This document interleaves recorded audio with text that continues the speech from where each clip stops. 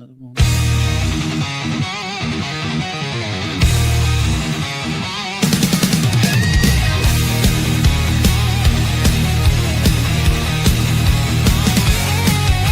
White and blue running through my veins. On the pitch where the glory remains. The cockerel stands brave on the crest. North London pride, this ain't no jest. From lane to the new shining ground. Echo chants where the legends are found. Heroes carved in the heart of time. We march on through grit and grime. Oh, Tottenham, Tottenham, till I die. Raise the banner, let it fly. Through the rain, through the fire, this is my club, my only desire.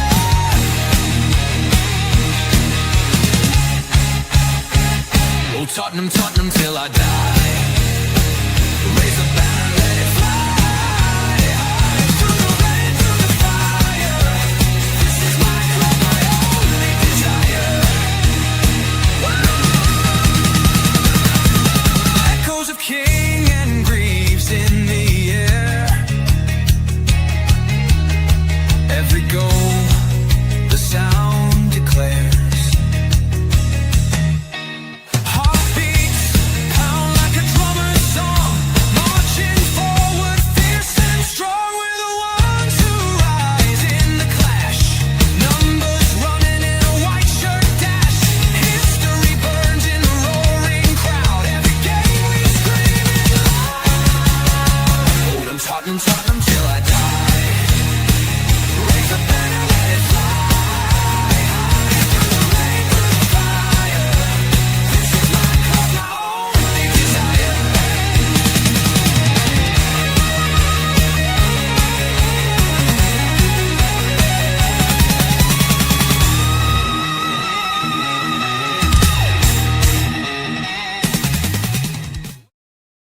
What a night. What a night. Dave still talks about that night in Bilbao. He still talks about the night, the day he went over to the parade.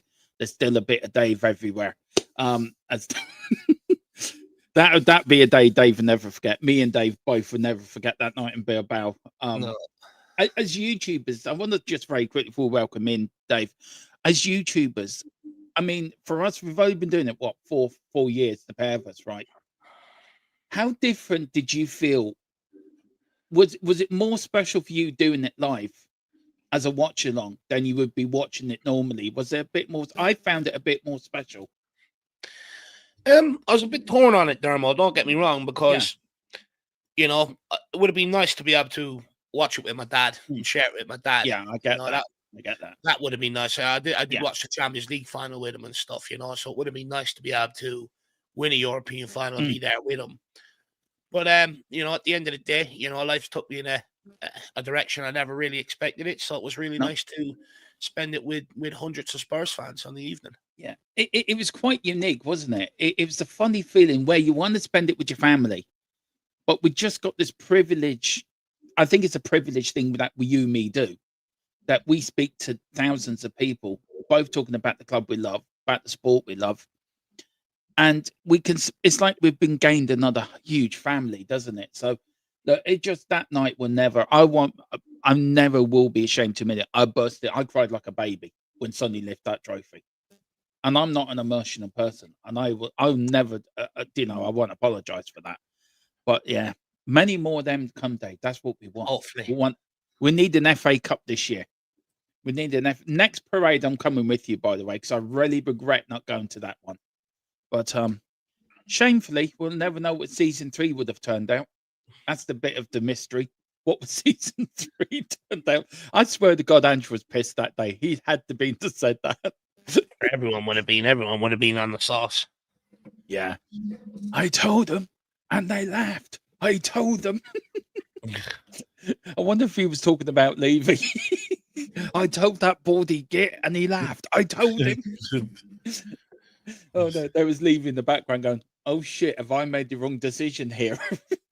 Anyway, let's welcome in Wayne Bonner. Big up to you, Wayne. It's good afternoon, everyone. Hope you're all well. Pumped for a 4-0 win against Forest. Not 4, we're going to win 5-0. Don't worry about it. We're going to win 5-0.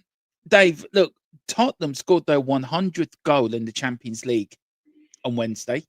A little quiz question for you guys, maybe late in the show, you let me know. Can you name me the first Tottenham player to score in the Champions League? Who got their very first goal? It might be his goal or it might be an own goal, but who was there? Have a think. Don't let me know. Have a think about it. And no cheating in the chat. Aaron Lennon? No. Do you want a clue? Do you want a clue? Do you want a clue? Go on. He's lanky. Harry Kane? No, he's tall and lanky. Crouch. No, looking on the yeah, Crouch. Yeah, well done. Peter Crouch scored our very first Champions League goal. No. I said no using it. Tequila says I asked Google to get back to you. I want to say big up to Tequila as well. Hello, Dave Dermo. Dave, ask Dermo if he's Frank out yet. Frank is amazing. Well, average really, but whatever. We are going to get into that. Big up to Leo Starman, COYS, hi Dermo and Dave. Big up to you, Leo, the only man that wants me to get my Davy Bowie album out again. The life and the life. What's it? The what's it? The something of Ziggy Stardust. A brilliant album. Brilliant album. Big up to Surreal as well. McCoy's big up to you. Says big up, guys. We must win away for us. Otherwise, we'll be back to square one. I agree with that, and I think me and Dave definitely agrees with that, and so do I. And then amazing average at Tequila. Yeah, I know, Wayne. Do you know Tequila is the brains of this outfit of this channel? I'm just the oily rag. Dave, look, good win on Wednesday. I didn't see Saturday's game, so I was speaking to Tequila that what was the performance like Saturday to Wednesday night's game, and he's telling me it was a better performance on Saturday. I felt during that first half, Dave, I don't know if you would agree that Tottenham, if it was any team better than Slavia Prague, I think we would have been punished for the chances that we did give them. Do you think Tottenham somehow take opposition's teams lesser than too lightly, that the fielder don't have to try? Because I felt any decent team, they should have buried at least one of them chances. Yeah, look, it feels like we sort of went through the motions Wednesday night, to be honest with you. And yeah, we showed them a complete lack of respect, but I'd rather that than show them the respect. Because if Thomas Frank starts showing them respect, we're setting up with 10 men behind the ball. Yeah. You know, at the end of the day, if you want to go win games, you got to take risks. You do risk leaving yourself open up the back. But what our biggest problem is we kept on losing the ball in the final third. So that means then it kept them coming back one way. Against Brentford, we didn't lose that ball. We kept hold of it. Yeah. We kept maintaining and putting the pressure on their attacks. Whereas this game, we were very sloppy, and that's why they ended up creating a lot going the other way. And that's where I do get a little bit annoyed at Frank, because you look at that front line and that played against Brentford, even that starting 11 that played against Brentford. In my opinion, he should have replicated that against Slavia Prague, put it straight back out there and let them build that confidence with each other, let them build that understanding of each other, the patterns of play and stuff. And I just think taking out Moani and bringing in Udeber, I think brought down the level a little bit. Richarlison was way off it as well. Kudos was crap. You know, in the first half, you know, he's taken way too much out of the ball. And to be honest with you, Xavi Simons was the only attacking player that really come off the pitch with his head held high. Apart from that, anytime the ball went into the other three, they kept on losing it. And that's why Slavia were hitting us on the counter. It was down to our own problems. It was. I thought Richarlison was woeful.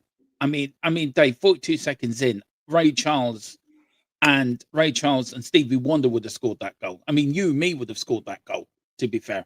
I mean, you might not have. I definitely would have. No, I would have done. Look, I wasn't. I was. Look, I'm that Roy Keane type player. I would have scared the goalkeeper to death. He would have looked at me and went, and he would have fell over. I mean, Richarlison, Dave, we got to get rid of him. How do you do it? How do you get rid of a player that isn't performing? I mean, any striker scoring goals is a striker's bread and butter, isn't it? And we've seen some great strikers over the years. Do we sell Richarlison in January? Get rid of him? There is rumours that he is going. Or do you say to him, look, enough's enough, like, come on, we've got to put Morani in there more, because I felt he would have buried them chances. Yeah, no, look, I think Morani probably would have buried that, but look, when it comes to Richarlison, I think if he scores that in the opening couple of seconds, it's a different game altogether. I just think once Richarlison misses it, all of a sudden everyone sort of felt, oh, here we go again. It's going to be a long sort of watch. Turned out to be the case. But look, everyone is up in arms over Richarlison, Darmo. But right now, he's the club's top goal scorer. Like, everyone sits there and moans about the quality across the front line. But yet Richarlison's the top goal scorer. Yeah, I know what I mean? So where we're at right now, and with Solanke with no sign, of returning, unless Spurs go out and buy a striker in the January transfer window, which I don't think they're going to do. No, I don't think so. I think Richarlison's set here to stay for the foreseeable. Look, Richarlison, I think he's got 8 goals this season now.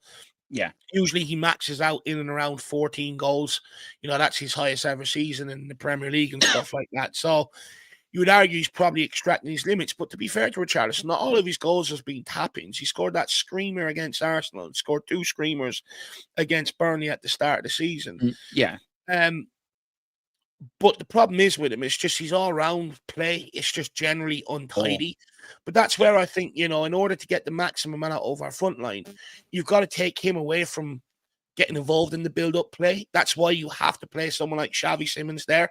Let him dictate that. That's why you have to play Moani off the left and Kudus off the right, because that front three there means then all you need from Richarlison is just to get in the box and sit between the posts, and that's what he's best at. Yeah. No, I'm not advocating to keep the guy whatsoever. No, I know.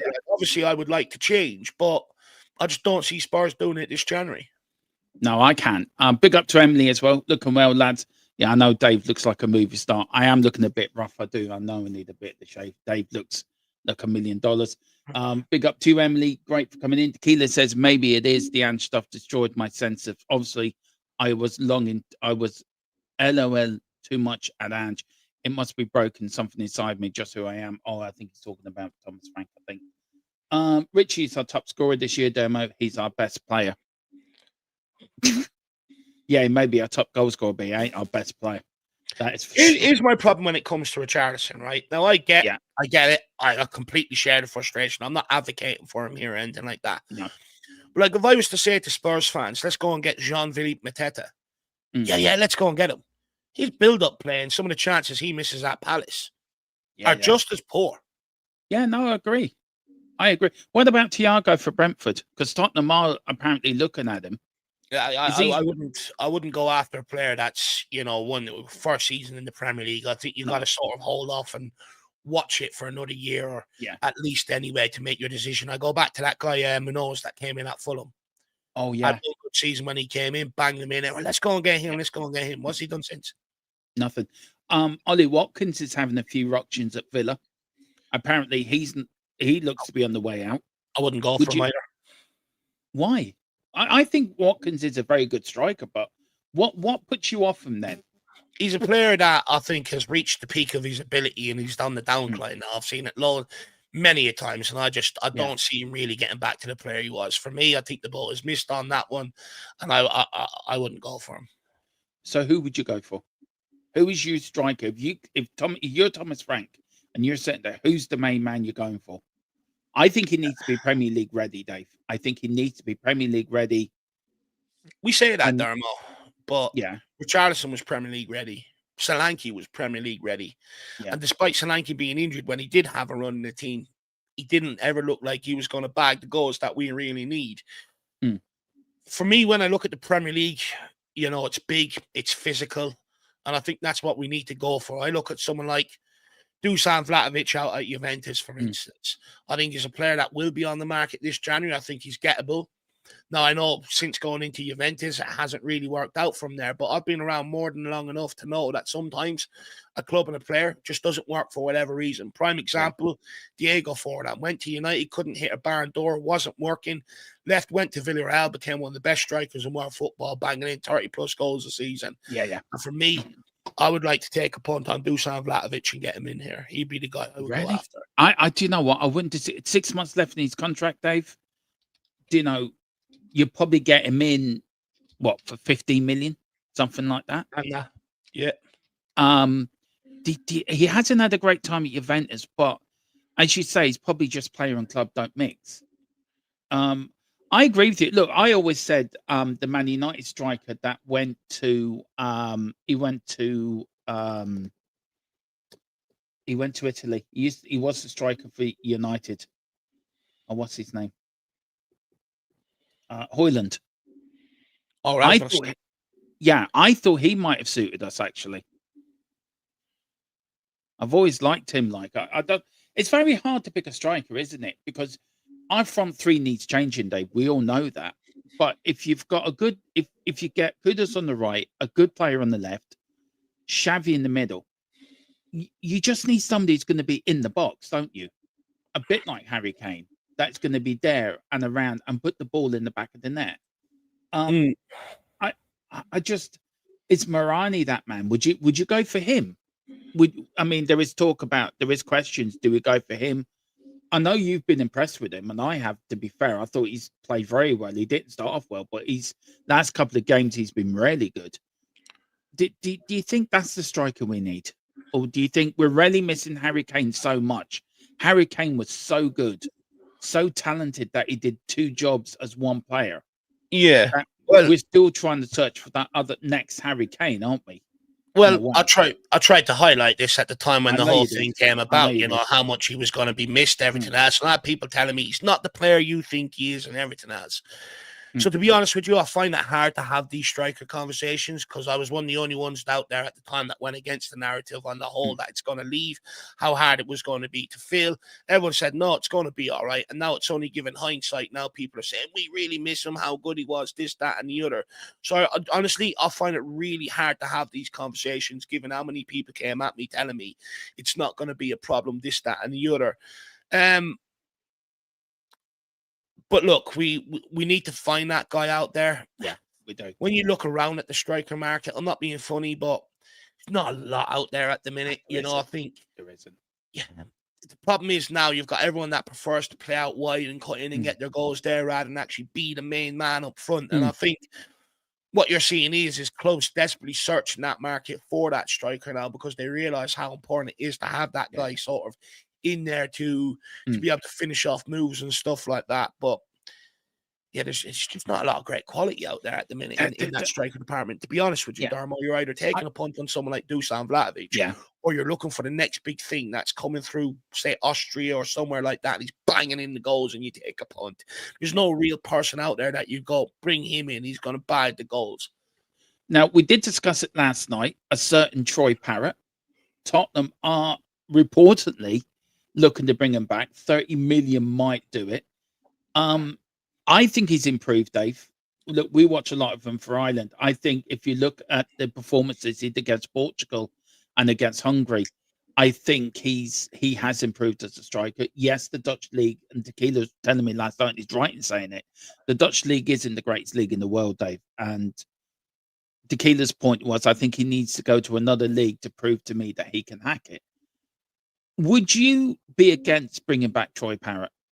Considering what we saw with Ireland in the last round of international games and the goals he scored, Dave, there is an improvement with him, I think. He's not the same player he was when he left Tottenham. That is for sure. So would you take a punt on him? Look, I think Troy Parrott's greatly improved since he left Spurs. Yeah. I think, when he was at Tottenham in the Premier League, I think the physicality and that sort of, when he, and it's harsh because he only did get one or two opportunities, but I think I remember him playing against Colchester. And it was just the little things like, that link-up player, that ability to be able to drop off, receive the ball, play it back, spin in behind. None of that was really there. So I can understand why Spurs let him go. And now, in fairness, since he's gone to Holland, he's had a massive point to prove. I think he's also changed a lot of the people he was hanging around with at the time. And he's really kicked on in Holland. He's become a really good sort of striker at that level. And it's clear that he needs to get out of Holland and go to another league and sort of see if he has the ability to be able to kick on. But I think it's also a very dangerous precedent just to sort of bring him in off the back of what he's done for Ireland for 2 games. Yeah. Like, let's not forget, before that, he was third in the pecking order behind Adam Ida and Evan Ferguson. He only got his opportunity because Evan Ferguson pulled out of the camp with injury. It's amazing how football can work sometimes. And look, at the end of the day, he done the business for us, and now he puts himself into that number 1 slot, or at least probably starts up alongside Evan Ferguson, you know, moving forward. And I think he's done himself the world of good.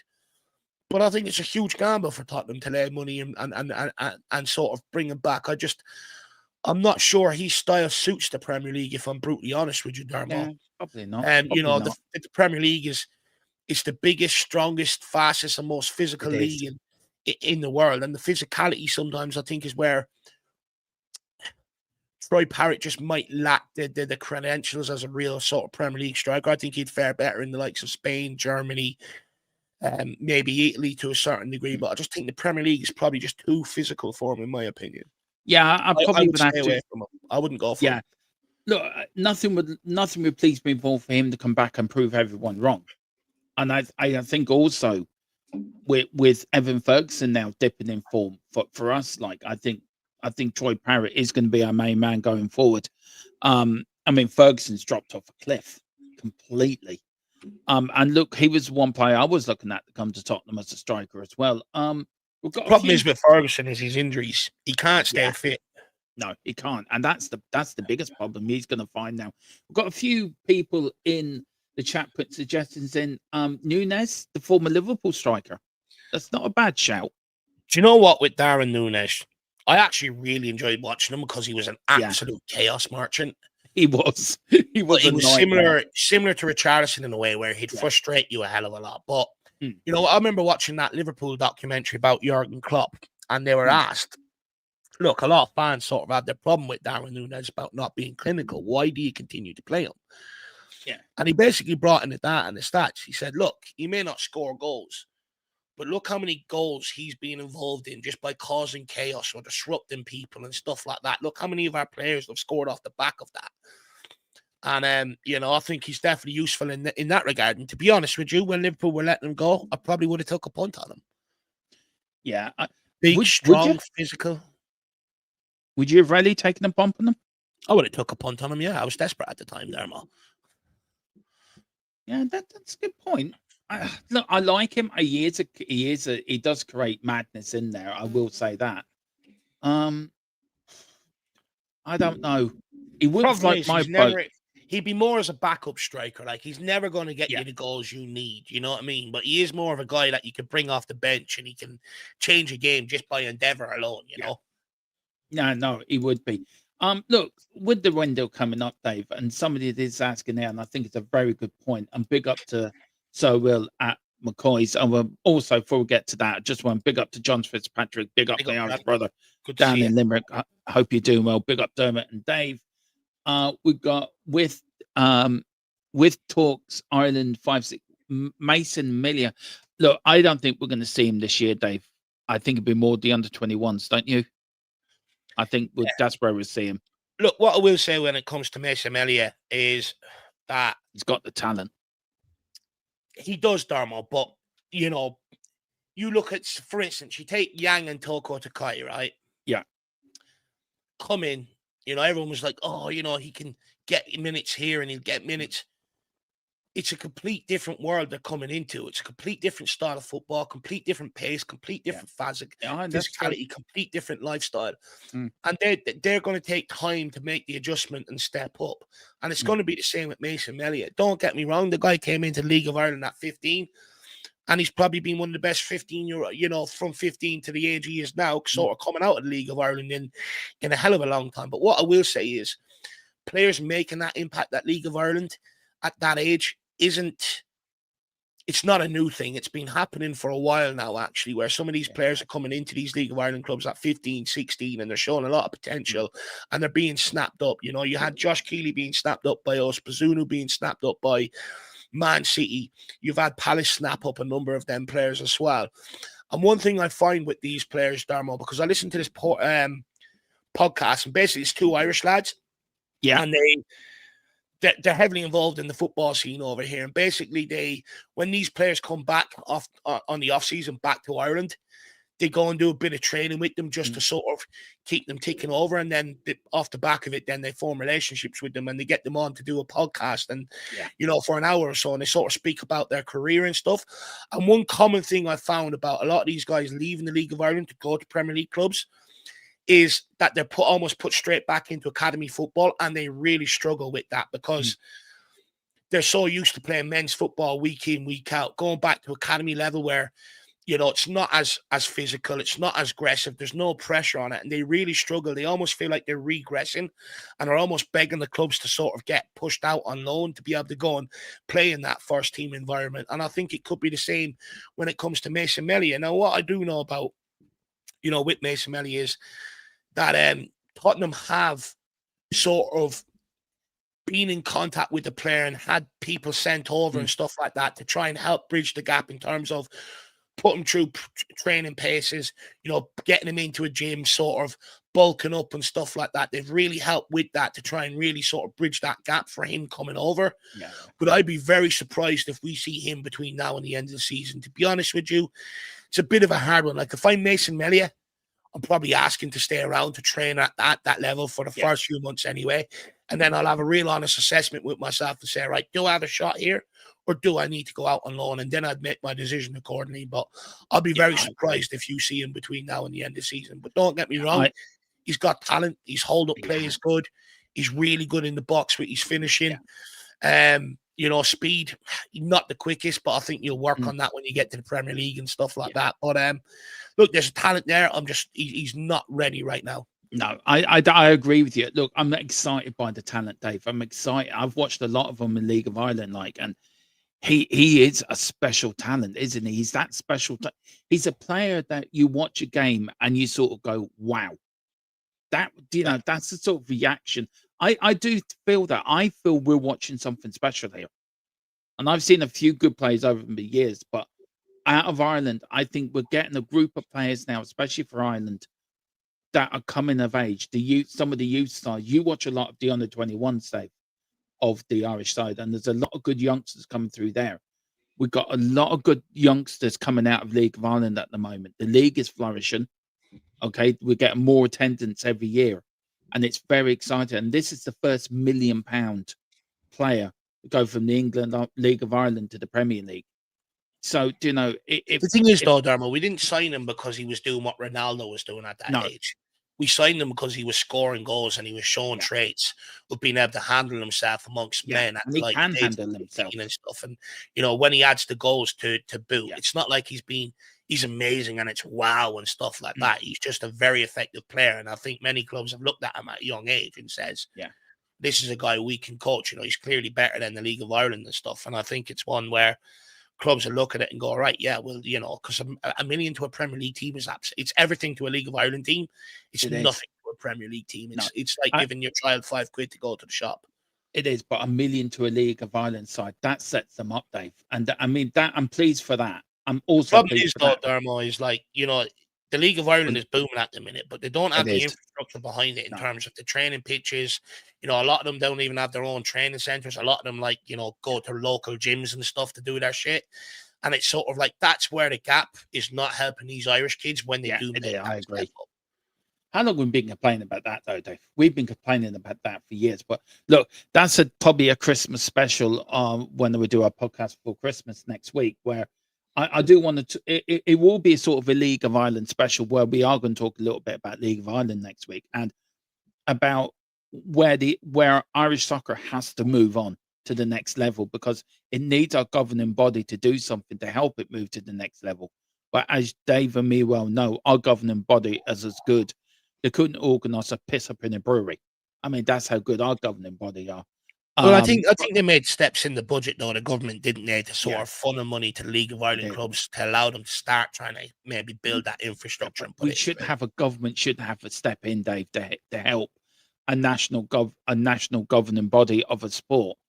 You don't see the British. I know that. You don't have the British government given the Premier League. I know all League Two and League Three, all the Conference League money to keep going. All these sort of organisations can run their own.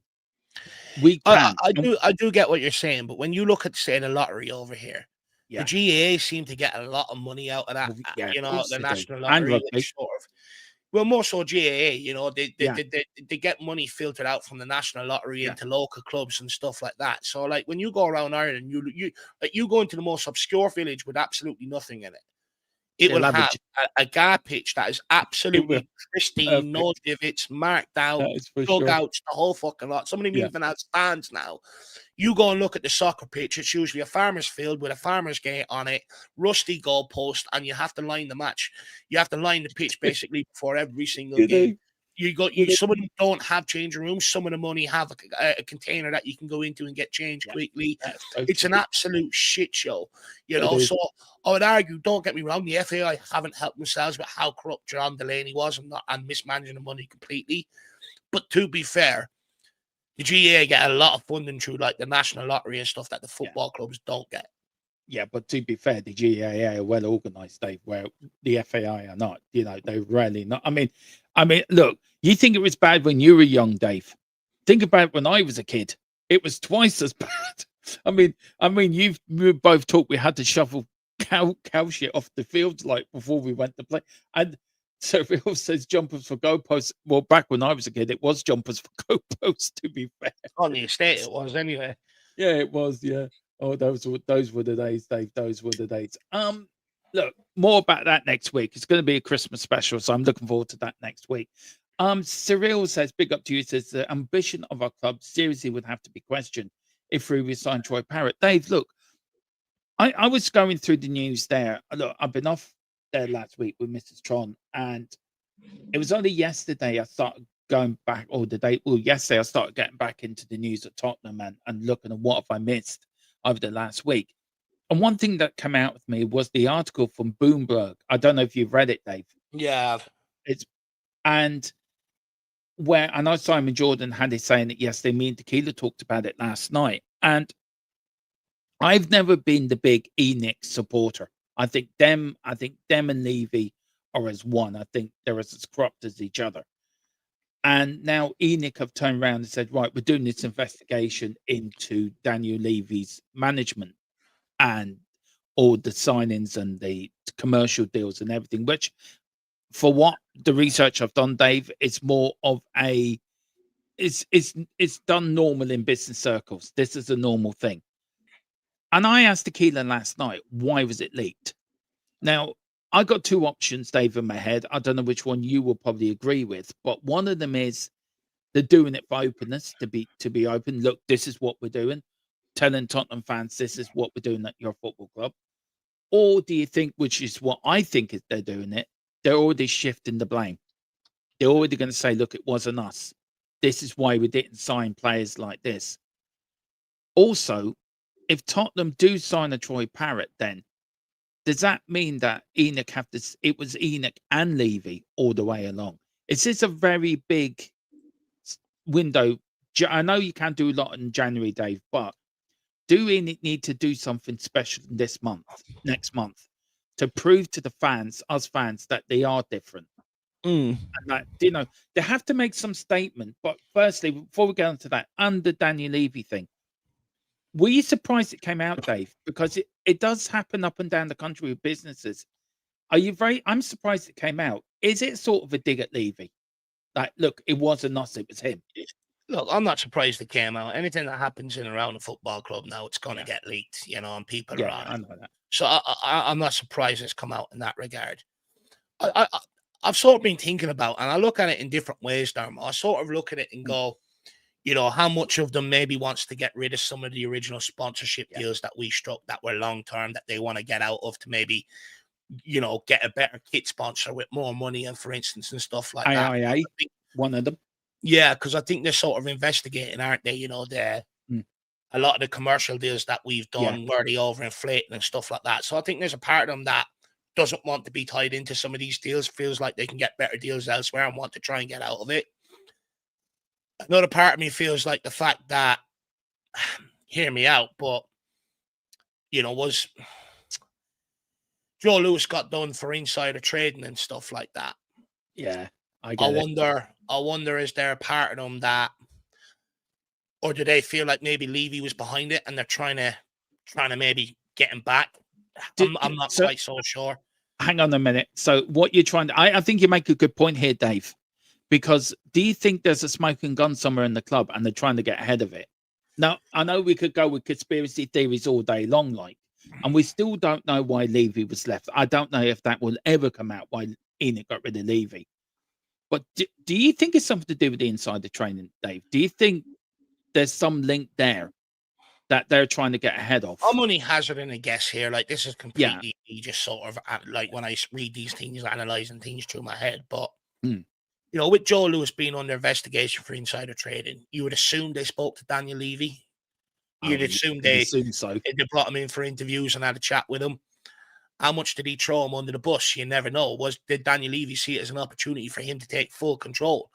You know, and then maybe, you know, with them sending in the likes of Charrington and people like that, was them maybe wrestling back control of the club for themselves and stuff like that. And, you know, eventually managed to get him out. And now is this a part of them sort of trying to get him done and trying to get him out of the club? Because at the end of the day, he stepped down as chairman, but he still owns part of Enoch. He still owns percentages in Tottenham, him and his family. So he's not fully removed. He's not fully gone. He just doesn't have a say in terms of day-to-day operations. No, he doesn't. And stuff like that. But then, like, you know, you look at it, Dermo, and we could go, you know, is it a part of them maybe trying to understand why they, like, you know, when, for instance, a part of it being investigated is, you know, with potential bidders coming in, Daniel Levy constantly inflating the price and stuff like that. You know, is there a part of them that maybe, part of me was thinking, is there a part of them that you know, they want their share of their money, you know, and that's why they're coming in and, you know, so that they can sell it for what they want. So they all get their share and they can go off into the sunset and live their lives with a happy sort of retirement fund and stuff like that. But then saying that, you know, you look, they've had 3 or 4 approaches since they've come in to power and they've rebuffed every single one of them back. So, you know, that sort of takes that one off the table. To be honest with you, it stinks to me as a power control. Yeah. And that they're trying to get this guy out of the football club completely. Yeah. That's what it seems like to me. I think it's a power struggle. Look, I said it in the summer. I think that's why our window was so bad, so up and down, Dave, in the summer, that it was a power struggle between Levy and Enoch. And I think he was trying to get Amanda Stavely in. We did report that on this channel that they were trying to do that. There was a deal between them and Stavely to take control of the football club. And why should Enoch sell with all the properties they have around the football club as well? But they were never going to sell. That's something I made clear over the last couple of years. You know, with the World Cup coming, the building the hotel and all the property they got in their hand on, which is very expensive in London at the minute. By the way, even just for a small 1-bed apartment, you're talking 200-300 grand at the minute. So they were never going to sell. That's what they're in business for, is property and stuff like that. And they're going to keep their hands on it. I think whoever buys Tottenham next, if they do sell, Dave, I think is just going to buy the footballing side. I think you're spot on with the property side. Look, I can't see Enoch going yet. I think they might be hit for a few more years. But I feel they're going to have to do something this January, Dave. They're going to have to pull some rabbit out the hat to keep the fans happy, because I know through the protests, I keep banging this drum, and I will continue to bang this drum. When the protests were happening, it was Enoch out, Levy out. It wasn't just Levy out, Enoch, we see what you can do. It was Levy out, Enoch out. And I just feel with Levy going and Enoch, everyone's sort of taken the attitude, oh, we're going to see what they're going to do. We'll give them time. We'll give them a summer, which is everyone's right. Everyone's got a right to that. Everyone's got a right to that opinion. Everyone's got a right to see the owners how they see fit. I don't trust them, Dave. I don't trust them as far as I can fucking throw them. And if these reports are true that we're going after, like, the resigning of Troy Parrott, and we're going for the cheaper option, if they go out, Dave, and say, right, we'll pay the fee for Simeone from Bournemouth, right? We'll get him in, and then we'll go and buy another 50. Say we spend 150 in January, right? I'm not saying we are, but just say for example, I think that was tells some of the fan base, okay, these are serious. They are taking the club more seriously than it was under Joe Lewis and Daniel Levy. And then next summer, then to go again, say spend 300 million next summer on decent players, get rid of the deadwood. Then I think they would get a lot of favour with the fans. But Yeah. what I do feel is at the moment since Levy left, everything's gone quiet, and I don't want the Enoch to get the feeling, oh, we're now off there. We've been let. No, to I the- get what you're saying. On that though, Dharma, I hear what you're saying. Like I don't like when Levy went, you know, that was one of the big things I was sort of saying that, you know, I'm not just going to automatically put my blind faith into the Lewis family. I'm going to wait and let them show their hand. But, you know, I do think you have to give them next summer and let them show their hand, because at the end of the day, it's not Joe Lewis and it's not Daniel Levy. It is the kids of the Lewis family. And, you know, in fairness, they came in late into the summer transfer window. They delivered some players of quality that most fans were happy with. You know, better quality than what we've delivered in seasons gone by. Yeah. They put money into the club already, you know, and with all the intentions and words coming out from Vinay, they're going to continue to do so. So I do think, you know, and by the sounds of like with the stuff that they've come out, they've said, look, we want to make Tottenham successful on the pitch. You know, we understand it's going to take significant investment, and we're going to do so. You never heard that come out of Daniel Levy's lips. No, you never don't. heard No, that you come from Joe haven't. Lewis. No. And on that, like, that's where I am. I think you do have to give them that year to show that they are serious about this. No, I get it. You're right in what you're saying, but it's just 24 years of mismanagement, Dave. If you get me, and was it all Levy? We'll never know, will we? The full story, will we? We'll never know unless a tell-all book comes out by Daniel Levy or by somebody. And yes, I know Tequila always says to me, it says Levy is a snake demo, but your mates Viv and Charlie, your dinner pals. I do not have dinner with Viv Lewis and Charlie Lewis. I promise you, I don't. If I did, I'd be taking Dave with me. Believe me. You told me that. No, I didn't. And then we've got big up to TA Tango bin Alashid. I hope I've got that right, sir. I hope I haven't. I think it's Tango Ben Alashid. Yeah, I hope Yeah, I hope I've got that right, bud. Enoch is trying to shift the blame and buy themselves time. I agree with that. It will work too. Fans will believe it. It would take another few years before fans realize the wool was pulled over their eyes. I believe that. I'm very much. And then Sammy does agree with that. So it's probably true. Tequila says, I think Levy was behind Watergate. Jesus Christ. That's gone back a few years. You've gone back to the 70s now, Tequila. It says, they're finally going to catch up with them. Levy Gate is on. Enoch was Mr. Monopoly. And then Enoch's Tequila says, why do you hate Enoch, Dermo? They've changed. Viv and Charlie told us so. They wouldn't lie to us, right? Yeah, they're fucking well. Enoch stands for English National Investment Company. How can an investment company need investment? They clearly ain't good at managing money apart from lining their own greedy pockets. That's so true. Look, Dave, I know you said they vested in 100 million, but that 100 million was come from the Champions League anyway. 100 million won't get you a lot, Dave, but I know what you say. But also with Vinay and that, Dave, do you think the communications are dried up a little bit? Because I think they have a bit. There hasn't been anything at the club in months. Where the summer there was something out every other week. Vinay or I think in the summer though they needed to liaise with the fans though, Dermo. You know, to sort of just give themselves a bit of time to try and put whatever structures they want in place and stuff like that. And I think the communication was good because at the end of the day, you know, you look at, for instance, all the Champions League games. Not one of them at home have sold out this year. Now, you can put it down to not having the most glamorous fixtures. You could put it down to maybe, you know, certain people maybe not buying into the project or stuff like that. But what I actually put it down to is, you know, when you've got players and manager telling your fans they're not real Spurs fans, and Postecoglou last year, you're with me or you're against me, you know, fans are now starting to vote with their feet. They're like, look, I am not turning up to be served up that shit. And then also when because fans uphold the standards around football clubs, and when we go to uphold the standards of what's acceptable and what's not, you all blame us. You know, Levy has blamed the fans for years. Whatever, you know, Ange Postecoglou and Frank have come out and blamed the fans. The players feel like it's okay to come out and blame the fans. I'm sorry, we're not involved in day-to-day running decisions of the club. We're not the coaches on the training pitch. We don't dictate the lineup or the tactics employed to the game. We're certainly not on the pitch, you know, running about trying to win games. And we have no say in the transfer market whatsoever to bring in players to improve this situation. They sit there and say, we need you to support. Okay, the fact that fans are buying season tickets and getting to the stadium is showing support. Even when we did get served up with, you know, I think we've won 4 games at home this, you know, in the calendar year. You know, fans still turn up. It's not full, but they're still turning up. You know, fans are now buying their drinks and food inside the stadium rather than along the high road. That's supporting the football club. The club shop is open 7 fucking days a week. If they weren't selling shit, they wouldn't be open the 7 days a week. So fans are clearly supporting this football club.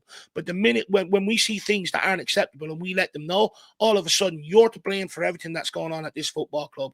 And I'm not fucking having it anymore. At the end of the day, every fan turns up game in, game out, even though we know we're going to be served up shit. We still turn up to watch it. Do you know what got me, Dave?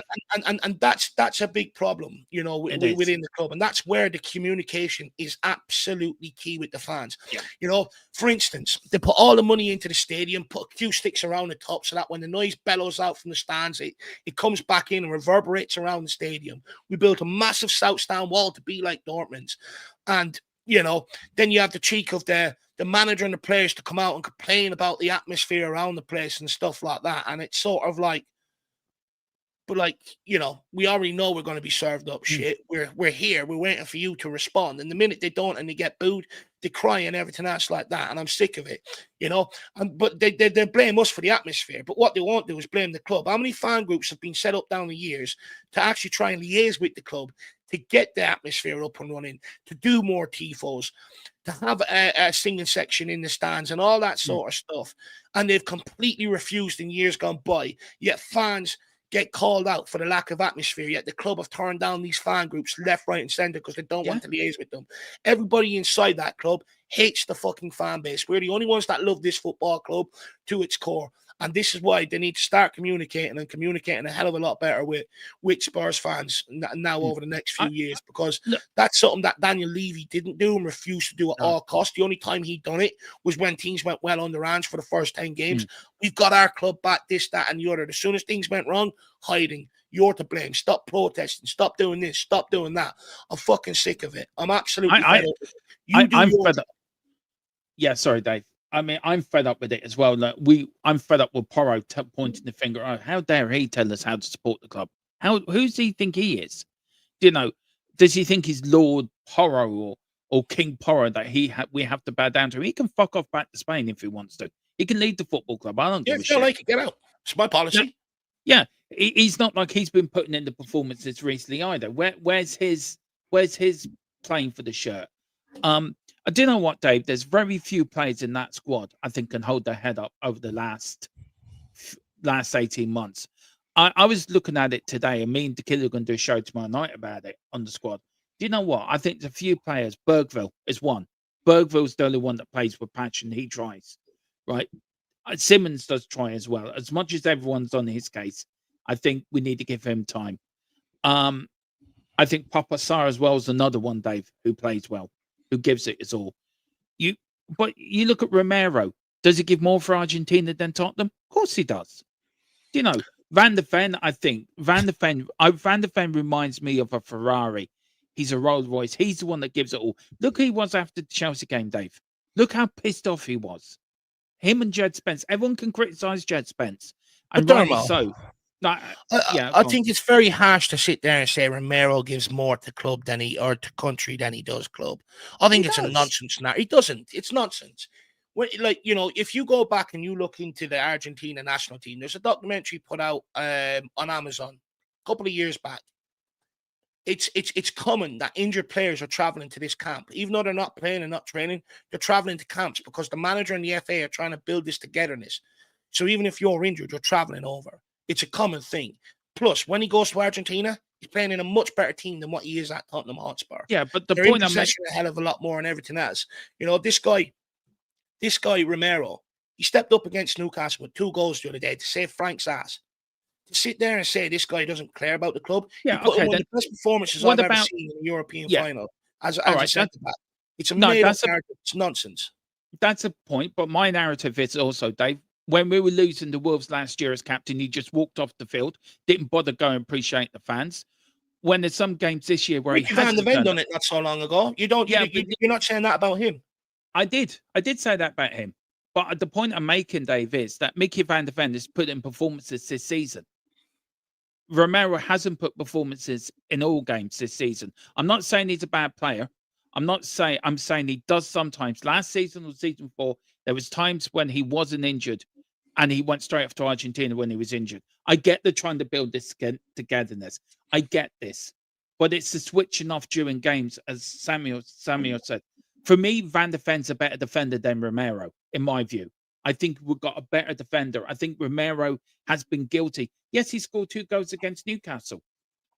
Great. That's his job. That's what he's supposed to do. That's what he's his paid job to is do. to defend the net. He's as captain, he's supposed to lead by example. If a team is struggling, he's supposed to take that team by the scruff of the neck.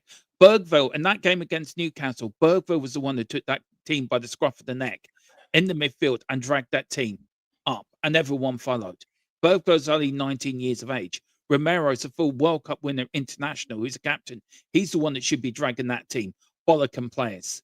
And instead of getting into referees' faces, he should be bollocking his teammates for not doing the job. Yes, he bollocked Kudos tonight.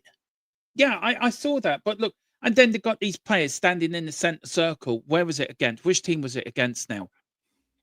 Was it Fulham? Where they didn't want to go down to the down the tunnel to get the half time. They're all in there in the little bubble. And Bergville support the clapping the fans. You got fucking Porro going over to him. No, you're not supposed to clap the fans. I'm sorry, who the fuck does he think he is?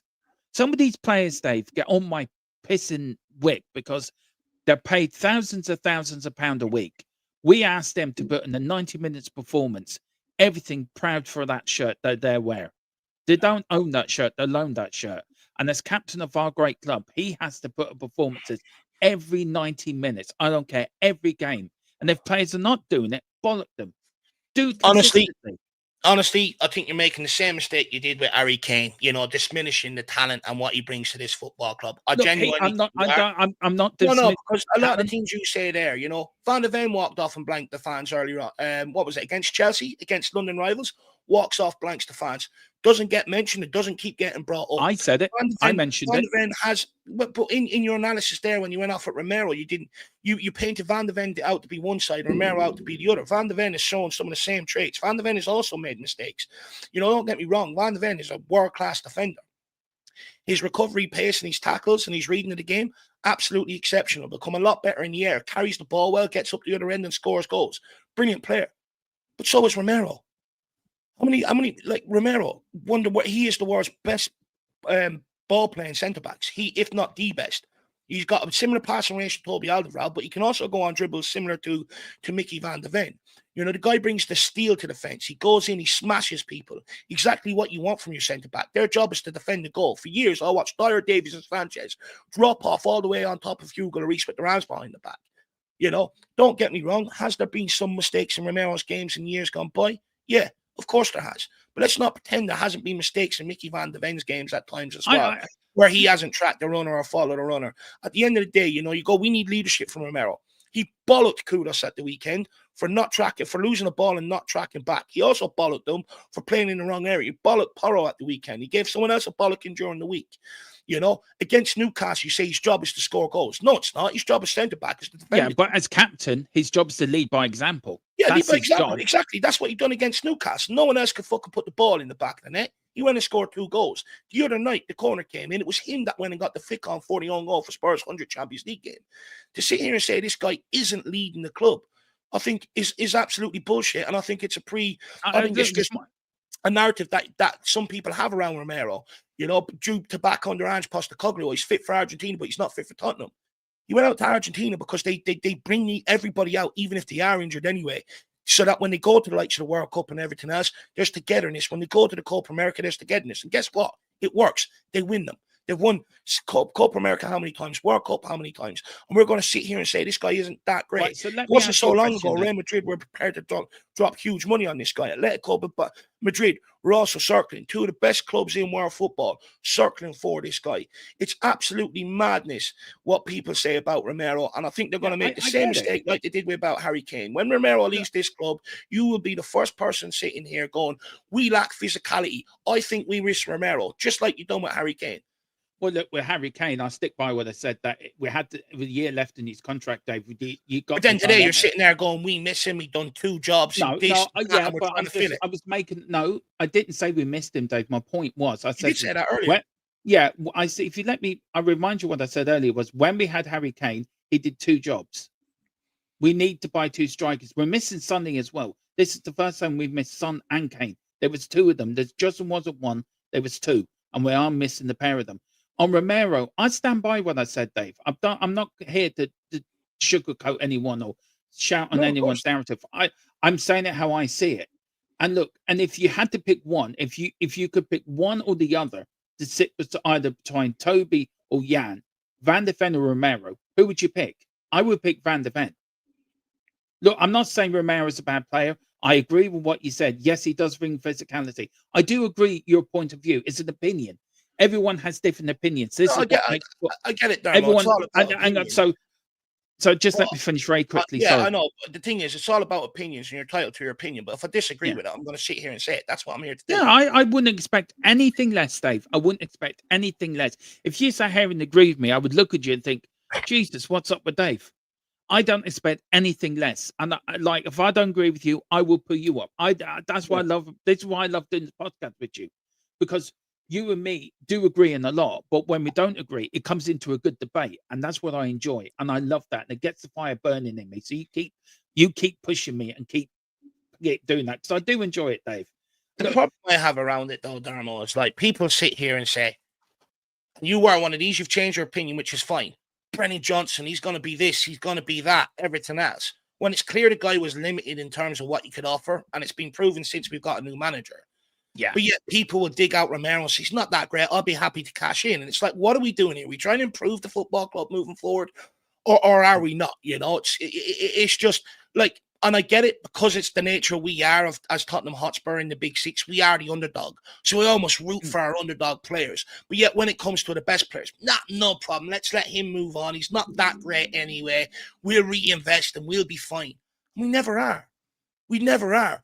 We have a history of being okay to allow our best players to walk away and stuff. But yet when it comes to the underdog, you know, as soon as they leave, like Harry Winks left, all these videos came out, all this outpour of emotion. And when Harry Kane left, there wasn't that. And I'm sitting there and I'm going, what are we trying to do here at Tottenham Hotspur? You know, if we're trying to build a team, you keep your best players and you build around it. And I'm sick of just the underdog getting all this unworthy praise, all this unworthy following. As soon as it comes to someone like Romero, and people are looking for reasons. And it's just like him and Mickey Van de Ven on their day are one of the best centre-back partnerships in world football. People talk about Gabriel and Saliba. Mickey Van de Ven and Romero are not too far off that. And I just get people always giving the shit players all the excuses and all the time they want. And as soon as it comes to our best player, he's dug out all the time. I'm sick of it. I feel as a centre-back parent, I think they're one of the best parents in the Premier League, Dave.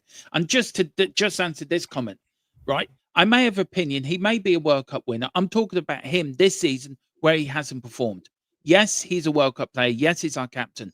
And it took a 19-year-old in the midfield against Newcastle when we weren't playing bad to take the midfield and take the team by the scruff of the neck and drive us forward. Romero then took up the baton and then scored the 2 goals. Yeah, and 2 very good goals as well. But I just want to see more consistency from Romero. Game in, game out. It's not a lot to ask for. When we were playing shit against Fulham, right? Where was he? Where was the leadership when we were playing 4-1 down against Where was Mickey Van de Ven? Yeah, where were all of them? Exactly, but you're just going, where was Romero? Yeah, where was Mickey Van de Ven? Where was Porro? When Romero was injured, right? Where was Tario? Yeah, hang on. When Mickey Van de Ven was captain, did you feel he was a better captain than Romero? No. I like Mickey Van de Ven. I think don't get me wrong. I think, you know, when he's captain, he sort of raises his game a little bit. But, you know, it's not just about on the football pitch. It's also about holding standards in and around the training ground, having the bollocks that when you speak, everyone else shuts the fuck up and listens and stuff like that. There's more to a captaincy than that. Like, we got into it with Son. You know, let's make him captain because he's brilliant on the football pitch. I warned against making Son club captain. It's going to be weak leadership. And we've seen that. Yeah. You know, with Romero, you know, and he's bollocking players out on the pitch. Son never done that. You know, in the dressing room, you know, I have no doubt that these players are listening to Romero. They're afraid of him. That's what you need as a captain sometimes. That when he stands up and speaks, I agree. I thought Mickey Van de Ven did well as captain as well. I think there's some material in him. But look, it's an opinion. Look, I could be wrong.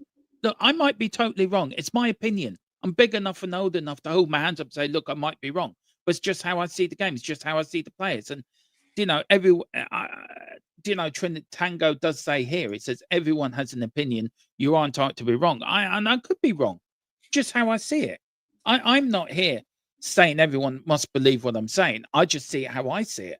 Yep. And I just feel sometimes that in certain games that other players do have to step up. And I feel Romero, as good a defender as is, yes, he's a World Cup winner, the only World Cup winner in our squad, by the way. I just feel there's times where he switches off or he doesn't fully concentrate for 49 minutes, which does piss me off, which does annoy me.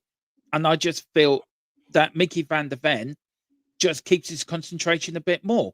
And I feel with his pace, it does help Romero out sometimes. Romero does get caught out. And because you've got Mickey Van de Ven with the pace, he does help him out. He does get him out of trouble. Yes, should he stop getting in front of referees' faces and getting into it? I get it's the Argentinian passion. I get it's the South American passion. I don't want to leave that from Romero. But I think also you have to be a little bit up here clever as well with the way you do it. And as a captain, I feel, yes, he did score 2 goals against Newcastle, Dave. A lot of what you said, I probably would agree with, but just a little bit, he needs to do it more often. But look, that's for another show. I enjoyed that debate. And that's what these podcasts are about. It's about me saying something and Dave saying, no, Dave, you're talking to Dermo, you're talking a load of shit. I'm going to school you and I'm going to tell you how it is. So, which I don't mind at all, bud. I don't mind at all. Big up to the Big D who's gifted the 1 membership out. Big up, Big D. Thank you so much. And it's gone to Tequila, believe it or not. So big up Tequila. You've now become a member of your own channel. He said, it was a joke, man. I don't right. No, Tango, you're fine, bud. You're fine. Cyril says people in general just want to be seen as a big right to feed their ego. I've got no ego, believe me. Me and Dave are the least egoist people on YouTube. I can tell you that for 1000%. It's who we are, mate. Tequila did it the other night, Dave. He did something. He can do a very good impression of Ange Postecoglou, and he was doing one about Basuma. Honest to God, you want to hear it? It was so funny. I had me in fucking stitches. See, the difference for me, mate, is my ego is so big that it's his own podcast. Postcode. Of course. Postcode, big up. Look, Dave, I've enjoyed this podcast, mate. We're going to finish up. So this way, you are hearing this on Spotify or on all the other podcasts where you do get a podcast. Do hit the follow button, but do hit the like and subscribe on THFC to a die and the Irish Hotspur. The links for both channels will be put in the description below. So do help us both out and help both channels get to their destination as quickly as we can, because we love doing this for you. Dave, very quickly on Basuma, I think you and me will agree he needs to go in January or his contract sacked. And also very much on a wider view as a football fan, the Man City thing. It's dragging on, Dave, isn't it? It's dragging on. Look, just put your Tottenham hat to one side. As a general football fan, are you worried for the game's reputation that Man City might get away with this? Just quickly on the Basuma thing there, Mo. Yeah. I'm hesitant to go after him because, you know, part of me thinks maybe it's a cry for help. You know, sometimes, you know, I know these footballers have all the money, but in general, that comes with problems, right? You know, people looking for stuff here, there, and everywhere and stuff. So in general, as a footballer, especially nowadays with camera phones and everything else compared to back in the day. It's a very lonely sort of place to be. You know, you hear a lot of footballers coming out and saying that a lot. So I'm very hesitant to sort of just go mad until I know the full extent around it. But I think, you know, there was something that was printed there not so long ago that Tottenham were considering taking up that year extension in his contract so that they can get some resale value. Since then, he's been wearing, what is it, a Galatasaray jersey? Yeah. And he's also, there's another video of himself recording himself inhaling balloons. Yeah. And it just seems to me that he sort of is doing everything he can to get out of this club in January.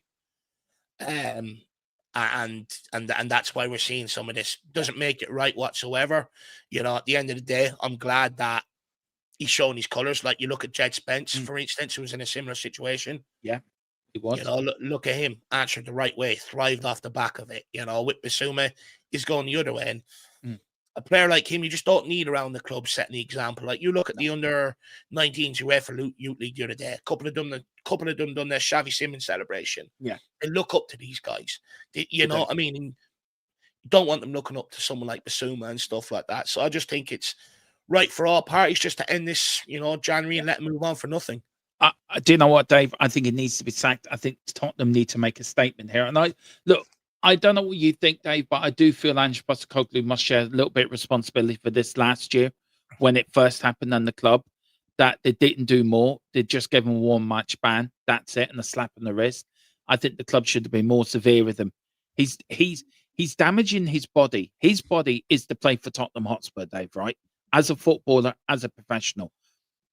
And videoing himself inhaling balloons, you have to be fucking stupid, if not tick, to do it. Bissouma, look, he whatever people think of him, he does have a talent. He's a footballer. So there must be some sort of talent there, Dave, to get him to this level. Nobody gets to the high level of football just by winging on a prayer. You've got to have a certain amount of talent to get there.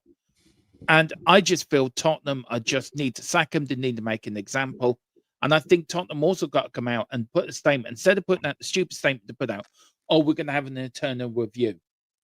What more of an internal review do you need? There's a video of him inhaling a fucking balloon.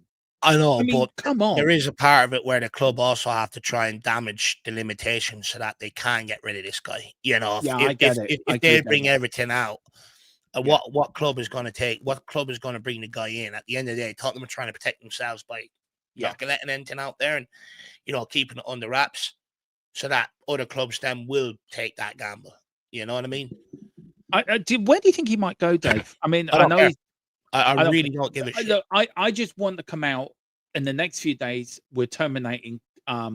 Tequila put a good point last night, Dave, that terminate his contract and give his money to a charity, to a drug charity or some charity that they're really making an example of him, because he doesn't deserve anything he get. There's 6 months left in his contract, Dave. I don't know how much he's on a week. I say he's going to get a nice little payout out of that. I just want him gone for the football club, because you look at the youngsters coming through. It's disrupting the first team. Thomas Frank's already suspended him already, Dave, as you well know. So he's an absolute arsehole and a clown and an Egypt for wasting a chance, a luxury, a lot of setting himself up for the rest of his life. Something you and me, Dave, would only dream about of doing. Just lastly, Dave, on the Premier League as a whole, as a football fan as a whole, and the Man City thing. Look, Suma's on 55 grand a week. 55 grand a week. So, 6 months? Well, you're looking over $1 million, aren't you? Payoff, at least, easy. Do you think Tottenham? Do you agree with Tequila? I agree with them. They should give that. They should not. They should withhold it and give it to a charity. I think they should, but you know, at the end of the day, I think what Tottenham should be looking for is their grounds to rip up the contract without paying them out. Because at the end of the day, they don't have the option to be able to go to Bissouma. Well, we're going to rip up your contract, and we know you're owed $1 million, but we're not giving that to you. We're going to give it to charity. Bissouma then has every right to sue the club, and he's going to win, regardless of him being on balloons. It's contract at the end of the day. So, you know, it would have to be Basuma that would want to donate that money. The only top option Tottenham really have here is to look for a get out clause that they can just terminate without owing the money. It's like, look, you breached this, it's done. You know, if it is a case where they have to mutually try and bring it to an end, Basuma's going to squeeze every penny out of it.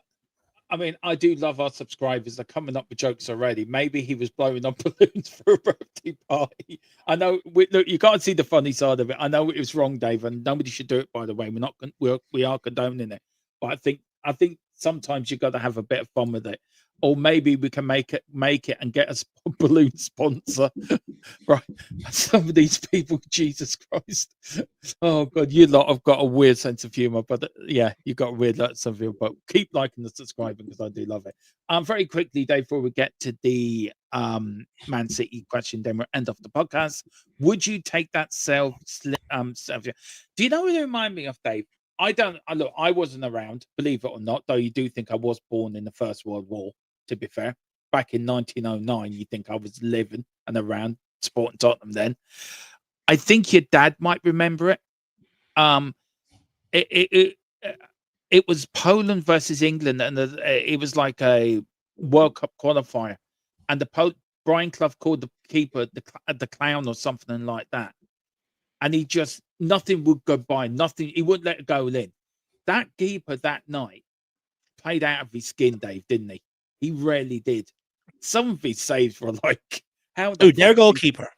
Yeah, he made one or two really good saves. Like, I don't think so. The Richarlison one came off his shoulder. He didn't know anything about it. He couldn't believe Richarlison put it back in his direction when he had that. I know. That's the point I'm getting. It was the Matt Star one.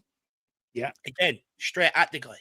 You know what I mean? I actually put it down to a lack of bad finishing from us. And look, by the way, Jimmy, you've actually got a lot of good takes. So I'm not having a go at you here whatsoever. I wouldn't take him. And the reason why, we bought Kinski from there. He came in here with an unbelievable shot save percentage from the Czech League, clean sheets, everything else. The guy couldn't save a ball at Tottenham Hotspur. You know, when you come into the Premier League and that, you know, the ball is hit at you faster, quicker. You know, there's a lot more quality that you're up against, you know, and it's a complete different game for a goalkeeper coming into the Premier League. And, you know, the fact that Kinski didn't play the Carabao Cup, hasn't played any of the sort of smaller teams in the Champions League, I think gives credit to the reports that came out 2 international breaks ago saying that Tottenham are concerned with Kinski, that he's sort of regressing behind the scenes. And, you know, he had one good game against us, but I wouldn't sign him off the back foot. I'd argue, I think Keller had a much better game for Brentford at the weekend where he actually pulled off some world-class saves, whereas this guy, I'd argue, some of it was down to our poor finishing. I was really annoyed we didn't go after Kelleher, Dave. I really wanted him to go after him. One very quick question, Dave. Yes or no answer to this. James Trafford, the Man City keeper. No. They brought him in to be number one. And they went and got Donnarumma towards the end of the window because he was already looking shaky. Look how shaky he was against us. Yeah, he was shocking against us.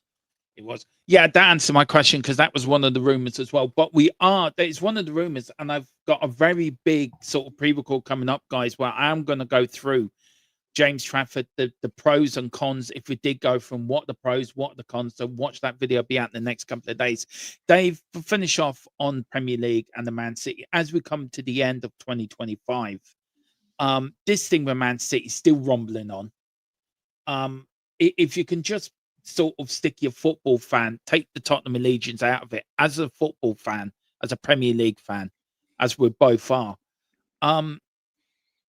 you surprised, A, it's taken so long, which I am, and B, I think this is damaging the Premier League. So, or do you think there's a major stitch up behind here that they've got away with it and they're just trying to word it how they're going to get out of it? Like, I'm not surprised. The only clubs that have been punished have been Nottingham Forest and Everton, teams that have been down in the Premier League. Yeah. The big clubs, Chelsea, you know, the likes of your Man Cities, haven't been punished. Why? Because they're at the top of the Premier League, they're representing the Premier League at elite level. They can bring they can attract the best players, the best managers to the Premier League. And I'm not being funny, but also they need that investment from, like, you know, the likes of Abu Dhabi and Qatar and Saudi and places like that, because it's where all the big money is now. That's why boxing's going out there. you know, all these other things like snooker, darts. Everybody's going out there now because there's pool, you know, bringing pool out there and everything. They're all going out there because there's massive money on offer. It's That's where where the the money's money coming is, from Dave. now. It used to Yeah, come it is. from America, like through TV rights and, you know, big billionaires and stuff now. But unfortunately, these guys out there in the Middle East have deeper pockets, and that's where people are going now. So they will not do they will not do Man City. And I'd argue they definitely won't do them until Pep Guardiola's gone.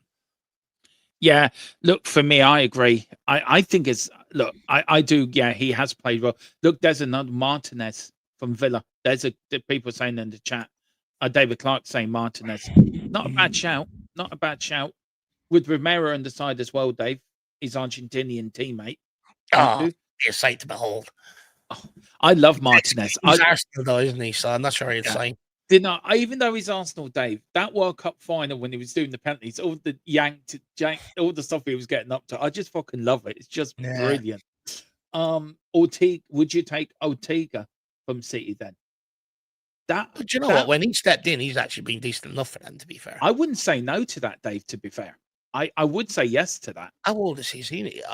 Because I remember, I think it was last year I looked at him, but I think he's 30 odd. Let me have a see. Let me see what longevity he has. Yeah, keepers sort of they sort of go they sort of age well, don't they? They do, but what you don't want is them out too far the other side, if you know what I mean. He's 33, Dave. 33, probably get a couple of years out of him. Yeah. See, Tequila's on the hindsight. He said to me last night that we need a somebody like a Schmeichel or a Joe Hart or Fraser Foster that can help the younger keeper and have a good keeper there. Do you know what I mean? So you have to have an elder statesman. Look, I'm very surprised we didn't go after keep Schmeichel, you know, the Celtic goalkeeper as a backup.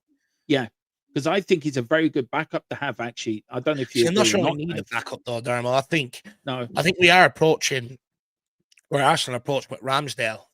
You know, that sort of similar situation where everyone couldn't believe they were going after David Raya. But when you actually look at it in high pressure situations, Ramsdale fucked up massively. You know, in games where he was being tested regularly, pulled out great saves, kept Arsenal in games. But when he wasn't being tested as much and he was only being tested every once in a while, he was making massive mistakes. And I think it's very similar to Guglielmo Vicario. So I actually think, you know, we could be in the summer for a number one goalkeeper and let him and Vicario fight it out for a season. Yeah, I look, for me, I would have gone for Keller in the summer. I think he just offers you more, Dave. But Dave, that is it. That is the Irish Lads Talk Spurs. It's been feisty. It's been good. I've enjoyed it. Dave, me has shown the Irish spirit, how we like to have a very we showed you how to debate. This is how you debate, folks, without calling names, without getting petty. Me and Dave showed you how to debate. This is the Irish way of debating. People take note and listen. I also, me and Tequila debate the Irish way as well, because I do convince Tequila is half Irish somewhere along the lines. Tequila, you are honorary Irishman. Me and Dave are both, you know, you're now into the Irish family. But Dave-O, again, thanks for coming on, bud, and thank you as well for when I was off with Mrs. Tron keeping in touch and your support as well, bud. I really appreciated it, and I just wanted to give you a big thank up for that at the end, and Mrs. Tron as well. So. Mrs. Tron has gone through the lovely kind comments in the comment section from everyone, and she just want to pass on her thanks. But she really appreciated it and really was grateful for the support everyone showed. So thank you. But Dave, thank you as well, because you were there texting me and calling me behind the scenes. You may see me and Dave debate, but we're really good friends behind it. Good, really, really close friends off stage. With Dave, you see what you get. He's like this on and off screen, believe me. You want to see him at a football match. It was the most funniest thing. Us at Crystal Palace. You and me were the only two trying to get an atmosphere going. It was fucking hilarious. And Philip Brady behind us, I think, trying to get onto the pitch at one point. Oh god. He left that game, Dave. It's a true story. He left that game, right? And Philip's not supposed to get excited. Fucking this, fucking that. It was Dave. Philip, calm down.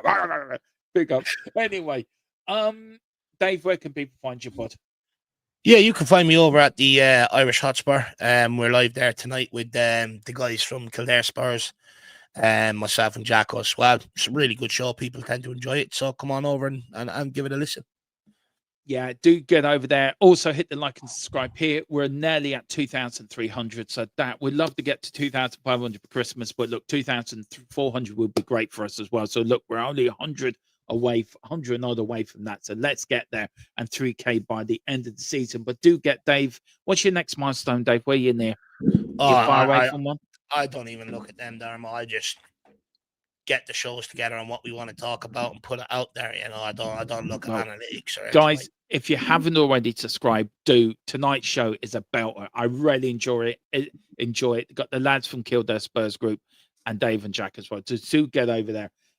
What's coming up in this channel tomorrow night? We've got me and Tequila and Rayman talking about the squad. We've also got we've got predicted lineup out Saturday. We've got pre-game thoughts out Saturday as well, guys. We've got the watch along, match reaction, final score on Sunday. And then on Monday, we're all going to start the week again and gear up. I think is it Christmas week next week, Dave, or the week after? Week after. Week after. Well, Christmas week, guys, we will be doing a special Christmas podcast. Me and Dave, Irish Lads Talk Spurs. We see can we get Jacko to join us as well. That would be great to get him. We even might put it a bit later, so it's not for him. It's a decent time for him in the States. But guys, thank you all for watching. Do like, do subscribe if you can. And as ever, don't forget, follow the boys through thick and thin. We're all Tottenham fans. Look, we may agree, we may disagree, but we're Tottenham fans at the end of the day. Let's be united in moving forward. Let's get behind the boys. Let's get behind the club. Whatever you do, always remember who you are. You're Tottenham Hotspur. Come on, you Spurs.